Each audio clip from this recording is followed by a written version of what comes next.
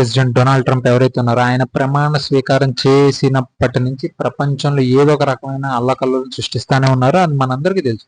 అది టారిఫ్స్ అవ్వచ్చు, stock market related అవ్వచ్చు, లేకపోతే ఈ రష్యా యుక్రెయిన్ తో అవ్వచ్చు, లేకపోతే మన ఇండియా పాకిస్తాన్ అది ఏది ప్రతి దాంట్లో కూడా ఏదో ఒక రకమైన కిరికిరి పెడతారు.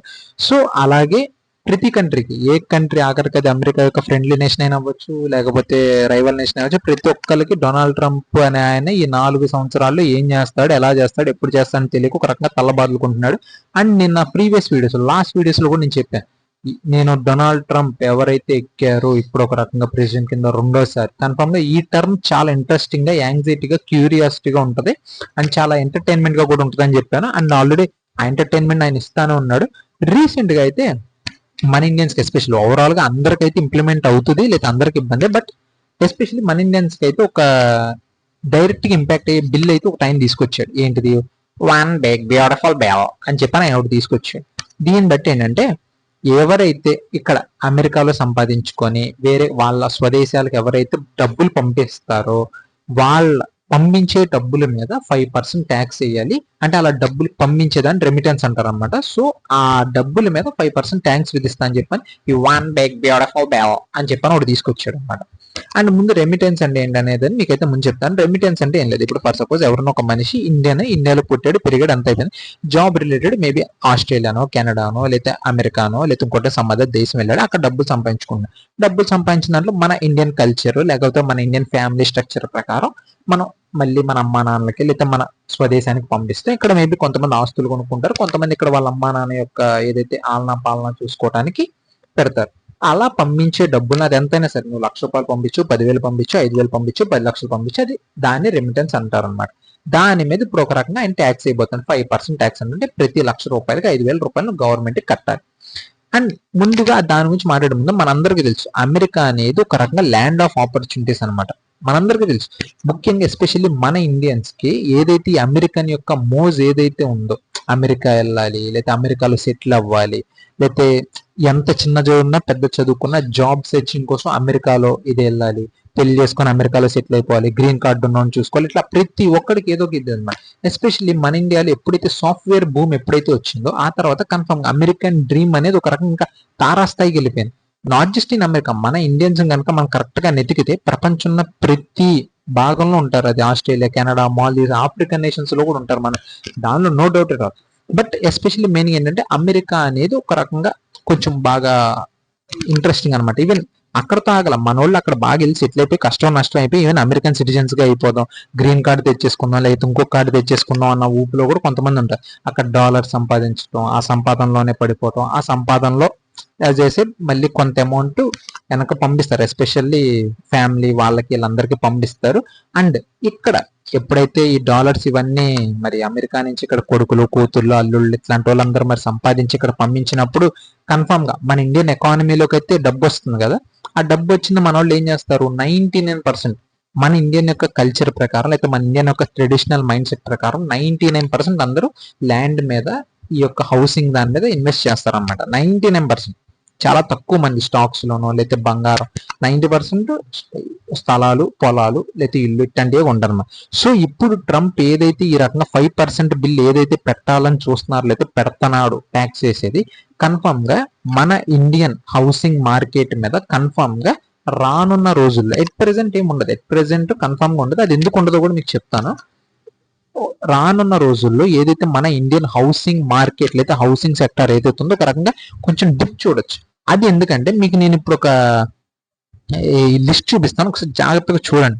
అందులో గనక మీరు జాగ్రత్తగా గమనిస్తే మీకు మొత్తం ప్రపంచంలో ఏ ఏ కంట్రీకి ఎంతెంత రెమిటెన్స్ వస్తుంది, ఎంత వస్తుందని చెప్పని ఇక్కడ ఒక లిస్ట్ అనమాట. ఇక్కడ చూడండి, ప్రపంచంలో మన ఇండియన్ దాటిగా ఈవెన్ నెక్స్ట్ 2-3 కంట్రీస్ కలుపుకుంటే తప్ప మన ఇండియన్స్ బయట దేశాలకు వెళ్ళి ఇండియాకి తిరిగి పంపిస్తున్న డబ్బులు $128 బిలియన్. మన ఇండియన్ డిఫెన్స్ బడ్జెట్ వచ్చేసరికి ఇప్పుడు $72 బిలియన్. అలాంటిది మన ఇండియన్స్ ఇక్కడ నుంచి ఆస్ట్రేలియా, కెనడా లేదా ఇంకో దగ్గరికి వెళ్ళి అక్కడ సంపాదించి మళ్ళీ ఇండియాకి తిరిగి పంపిస్తుంది 128. మన తర్వాత మెక్సికో 66, ఫిలిప్పీన్స్ 38, ఫ్రాన్స్ 33, ఆ తర్వాత పాకిస్తాన్ 30. నెక్స్ట్ 3-4 కంట్రీస్ కలిపితే తప్ప మన ఇండియాకి వచ్చినంత ఇది ఎవరు తీసుకురాలేదు. ఇది ఒక రకంగా రికార్డ్ అనమాట. ఈవెన్ దాని మీద లాస్ట్ 2-3 years లో చాలా పెద్ద పెద్ద ఆర్టికల్స్ కూడా ఇదే. ఎందుకంటే ప్రపంచంలో 100 రూపాయలు కనుక అటు నుంచి ఇటు ఈ రెమిటెన్స్ రూపంలో కనుక వెళ్తుందనంటే 14% మన ఇండియాకి వస్తుంది. ప్రతి 100 రూపాయల్లో 14 రూపాయలు 30 పైసలు మన ఇండియాకి వస్తుంది. సో మన ఇండియన్ డయాస్పోరా ఒక రకంగా అక్కడ కెనడా అని, యూకే అని, ఫ్రాన్స్ అని వీటన్నిటిలో సెటిల్ అయిపోయి ఉన్నారు. అండ్ మన ఇండియా అనేది ఒక రకంగా గత 2-3 సంవత్సరాలుగా చెప్పాలంటే ఒక రకంగా ట్రెండ్ సెట్ చేస్తుంది అనమాట.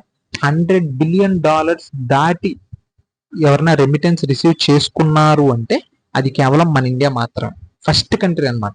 అండ్ దట్ టు 3 కన్సిక్యూటివ్, అంటే సంవత్సరం తర్వాత సంవత్సరం ప్రతి సంవత్సరం $100 బిలియన్ నుంచి ఎక్కువే వస్తాయి మన ఇండియాకి.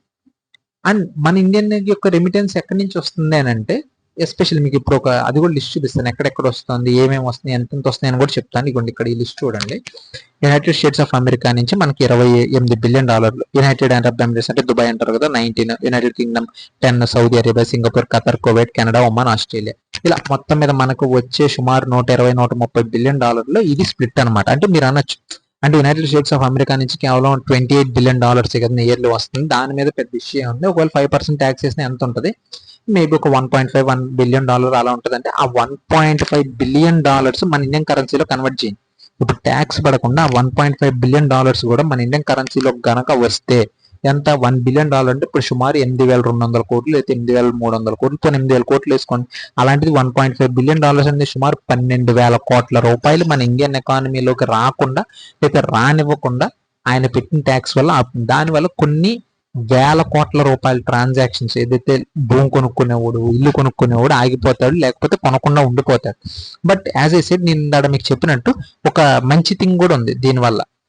ఇప్పుడు ఏదైతే బిగ్ బ్యూటిఫుల్ బిల్ ఏదైతే ఉందో, one big beautiful family bill, అది ఇంకా యాజ్ ఆఫ్ ఇంకా ప్రవేశపెట్టారు, రీసెంట్ గా అమలైందని, పాస్ అయిందని అన్నారు కానీ, బట్ ఇంకా అది ఎప్పటి వరకు అమల్లోకి వస్తుంది ఏంటనే తెలియదు కానీ, సో ఇది అమల్లోకి వచ్చే ముందు ఈ 5% ట్యాక్స్ ని ఒక రకంగా అవాయిడ్ చేద్దామని చెప్పని చాలా మంది ముందే పంపించేస్తారు డబ్బులు. సో ఇన్స్టెంట్ గా మన హౌసింగ్ మార్కెట్ లో లేదా మన యొక్క రియల్ ఎస్టేట్ మార్కెట్ లో కొంచెం బూమ్ అయితే రావచ్చు. But at the same time ఇది ఒక రకంగా అమెరికన్ ఎకానమీకి లేదా అమెరికన్ డ్రీమ్, ఎవరైతే ఇప్పటిదాకా అమెరికాకి వెళ్ళాలి లేదా ఇంకో దగ్గరికి వెళ్ళాలని ఎవరైతే అనుకుంటున్నారో వాళ్ళందరికీ ట్యాక్స్ వేయటం అనేది ఒక రకంగా సెట్ బ్యాక్. ఎందుకంటే మనందరికీ తెలుసు ఒక రకంగా ఏదన్నా ట్యాక్స్ అది 1% అవ్వచ్చు, 5% అవ్వచ్చు, 2% అవ్వచ్చు, 3% అవ్వచ్చు. ఒక్కసారి ట్యాక్స్ వేయటం గనక స్టార్ట్ చేస్తే అది పెరుగుతానే ఉంటుంది తప్ప ఎక్కడికి తగ్గదు. సో ఇంకా ఫ్యూచర్లీ 5% ఎవరో ఒక 10% చేయొచ్చు.